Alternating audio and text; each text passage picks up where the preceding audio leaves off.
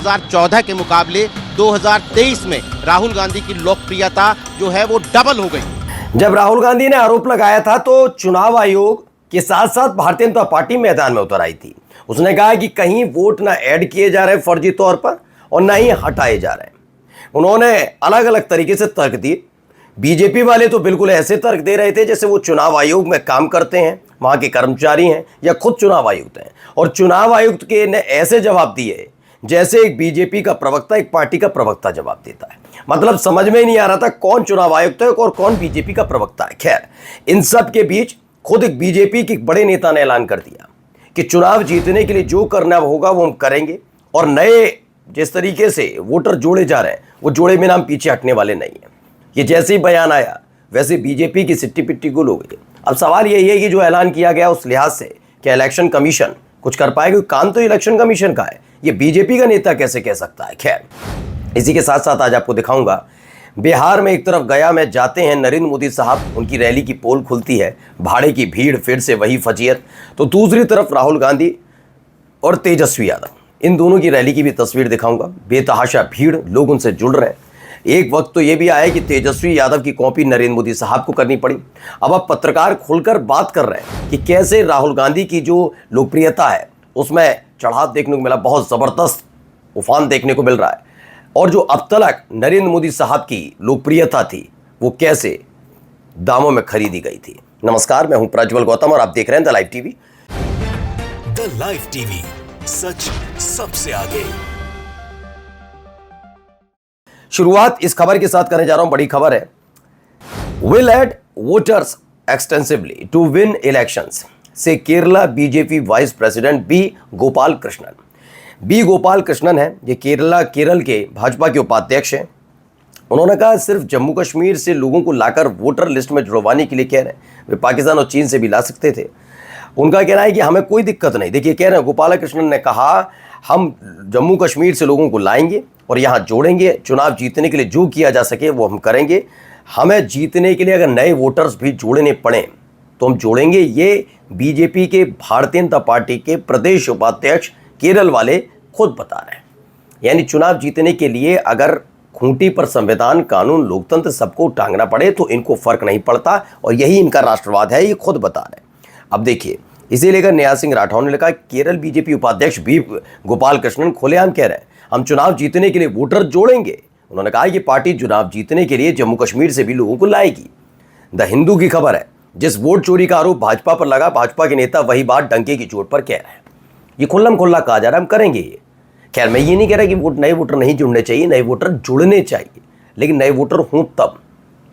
दूसरे प्रदेश से लाना और वहां आकर जोड़ना, पहले तो ये काम, नए वोटर जोड़ने का काम बीजेपी के नेताओं का नहीं होता। लेकिन बीजेपी और चुनाव आयोग में इस समय फर्क समझ में नहीं आता।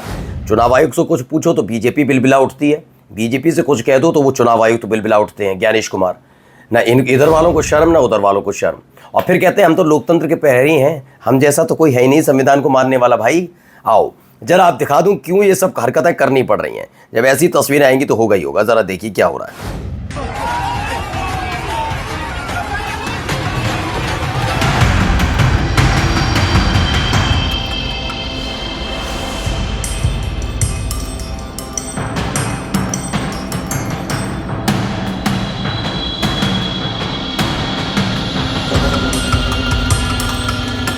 तो दरअसल हुआ ये था कि आपको तो पता ही है कि पहले भी जब भारत जोड़ो यात्रा और भारत न्याय यात्रा निकल रही थी तो जगह जगह खास तौर पर पहले तो उनको लगा ये फ्लॉप हो जाएगी यात्रा, सरकारी मशीनरी काम कर रही है, फ्लॉप हो जाएगी। लेकिन उन्होंने देखा बीजेपी शासित राज्यों में भी वहाँ की जनता राहुल गांधी की उस यात्रा से जुड़ रही थी। तो ऐसे ही ये पुछलग्गू टाइप के कुछ लोगों को छोड़ देते थे जो विरोध करते थे, काला झंडा, भगवा झंडा ये दिखा दिखा कर तमाशे करते थे। ठीक है ना, ये तमाशे अलग अलग जगह किए गए, वो बात अलग है। सोशल मीडिया पर अमित मालवीय और खुद बीजेपी की महिला नेत्रियों ने गंदगी उड़ेली, वो भी महिलाओं की फूहड़ता। मैं कह रहा हूं पूरी जिम्मेदारी से, अमित मालवीय ने महिलाओं के लिए फूहड़ता अपनी पेश की कि उनकी पार्टी और उनकी खुद का संस्कार क्या है। वो आप पुराने ट्वीट देख सकते हैं, जब किसी महिला के साथ चल रहा है तो कितनी गंदी और घिनौनी बात अमित मालवीय की तरफ से और बीजेपी की महिला नेत्रियों की तरफ से लिखी गई, आप जाकर पढ़ सकते हैं। अब डिलीट कर दियो बात अलग है, लेकिन उस समय कितना बदनाम करने की कोशिश की। अब देखिए यहाँ पर भी यही हुआ, बिहार में निकल रहे हैं भैया वोट अधिकार यात्रा के दौरान ऐसे भगवा झंडा लेकर खासतौर पर इन लोगों को भेजा गया था कि आप राहुल गांधी का विरोध करेंगे। वो भी कर भी रहे थे, भैया दिहाड़ी का मसला है। लेकिन राहुल गांधी ने देखा अच्छा तो आइए हम मिल लेते हैं भाई। वो अपने लोगों से मिलने गए, उन जो विरोधी थे, मोदी समर्थक थे, उनसे मिलने गए, हाथ मिलाया तो वो उल्टे उनके समर्थक बन गए, यानी कि राहुल गांधी के समर्थक बन के उल्टा हो गया। अब ये काम खास मैं तो उम्मीद करूंगा नरेंद्र मोदी साहब का कोई विरोध करे तो कभी एयरपोर्ट पर जाकर ये चीखें नहीं जाकर कि अपने मुख्यमंत्री से कह देना कि मैं जिंदा एयरपोर्ट पर पहुंच गया हूं, ये सब ना करें। अब जाएं, जाकर मिलकर आए विपक्षियों से, वो भी इसी देश के लोग हैं। लेकिन नहीं, फिर कहते हैं कि 56 इंची और लाल पीली नीली आंखें। अब देखिए एक बड़े पत्रकार हैं, उन्होंने एक बड़ी बात कही है, जरा उसको सुनना चाहिए क्या क्या वहां पर पॉपुलैरिटी थी उसमें जबरदस्त इजाफा हुआ। मई 2023 में सीएसडीएस ने एक सर्वे किया था जो कहता है कि 2014 के मुकाबले 2023 में राहुल गांधी की लोकप्रियता जो है वो डबल हो गई। नरेंद्र मोदी नंबर 1 पे तब भी थे, लेकिन राहुल गांधी की लोकप्रियता डबल हो गई। कांग्रेस पार्टी की स्वीकार्यता बढ़ी। 2024 के नतीजे साफ तौर पर बताते हैं, कांग्रेस पार्टी 52 सीट से उठकर 99 सीटों पर आ गई। लगभग 100% का 80% का इजाफा उनके वोट में, उनकी सीटों में हुआ। इंडिया गठबंधन विपक्ष की ये देखिए एक बड़ी बात इन्होंने बताई कैसे लोकप्रियता में इजाफा हो रहा है। यही बात खुद इलेक्शन कमीशन को भी पसंद नहीं आ रही। अब देखिए ये सब करना भी पड़ रहा है नरेंद्र मोदी साहब को। देखिए दरअसल एक तरफ तेजस्वी यादव है, एक तरफ है नरेंद्र मोदी। दरअसल तेजस्वी यादव ने तकरीबन साल भर पहले की ये वीडियो है, जब ये चुनाव चल रहे थे उस समय उन्होंने इसी तरीके से हाथ ना हिलाकर गमछा हिलाया था। यही नरेंद्र मोदी साहब को करना पड़ा। अब बताइए इस तरह के हालात हैं हमारे देश के प्रधानमंत्री जो लाइन सेट करते थे, विपक्ष जिस पर आता था, आज विपक्ष की लाइन पर आना पड़ रहा नरेंद्र मोदी साहब को। फिर कहते हैं मजबूत प्रधानमंत्री, सारी सारी धरी रह गई रणनीति। अब दिनेश दांगी ने लिखा है बिहार में विपक्ष की वोट अधिकार यात्रा में अब होंगे कई दिग्गज शामिल। देखिए 26-27 को प्रियंका गांधी आ रही हैं, 27 को आ रहे हैं तमिलनाडु के CM MK Stalin, CM Siddaramaiah Karnataka के 29 तारीख को, और 30 अगस्त को अखिलेश यादव होंगे। फिर मुख्यमंत्री हेमंत सोरेन, सुखविंदर सुक्खू, रेवंत रेड्डी भी इस यात्रा में शामिल होंगे। ये दावा अलग अलग तरीके से किया जा रहा है। और देखिए एक और खबर, सिर्फ 8 साल में मोदी सरकार ने मीडिया पर 6,491 करोड़ रुपए खर्च कर दिए। 8 साल पुराना, मतलब मैं तब बता रहा हूं जब 2019 के बाद ये निकल कर आया था। ये 2021-22 में निकल कर आया था डेटा, जब इसमें ये बताया गया था कैसे 6,491 करोड़ रुपए सिर्फ अपनी छवि चमकाने के लिए फूंक दिए गए थे। अब देखिए न्यूज़ 24 की खबर है। खबर क्या है, देश से नक्सलवाद की समस्या खत्म नहीं हुई, उसके लिए सुप्रीम कोर्ट के रिटायर्ड जज जिम्मेदार हैं। ये देश के गृह मंत्री का बयान है। सोचिए, ये देश के गृह मंत्री का बयान है, और ऐसा ही एक बयान वो निशिकांत दुबे ने भी दिया था कि इस देश में अराजकता के लिए जिम्मेदार वाला। सोचिए ये इनकी मानसिकता है।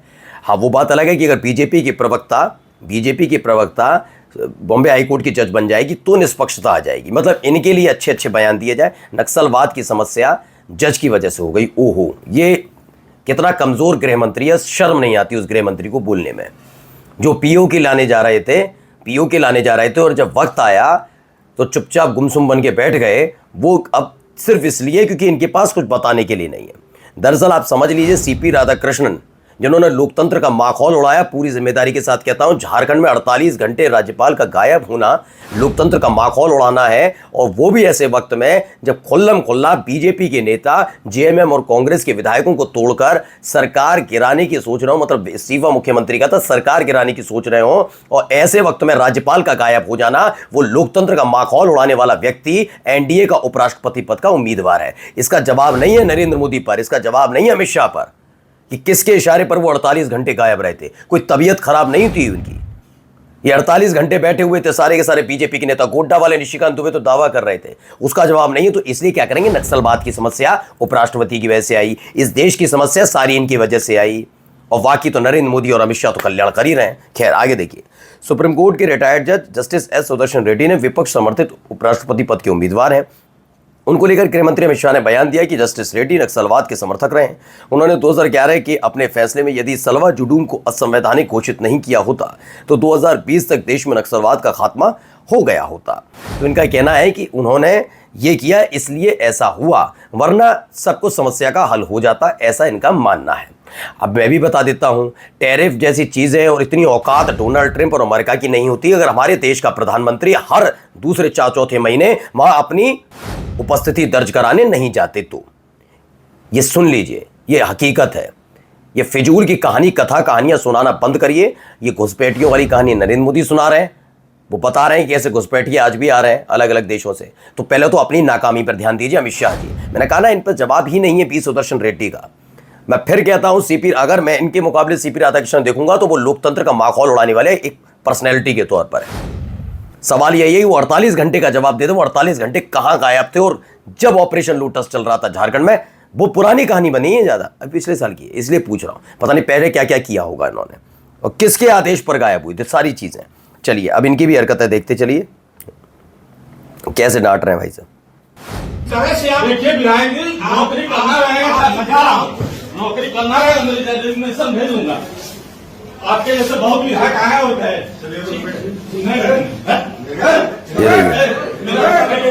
ये देखिए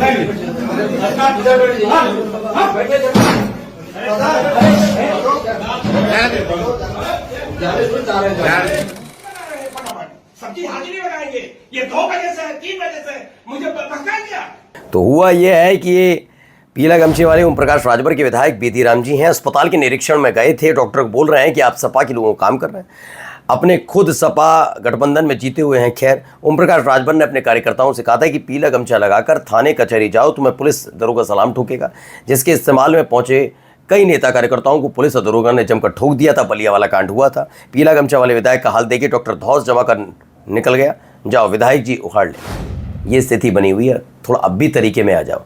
कामकाज ऐसे नहीं होता जैसा आप लोग सोचते हैं। नमस्कार। द लाइव टीवी, सच सबसे आगे।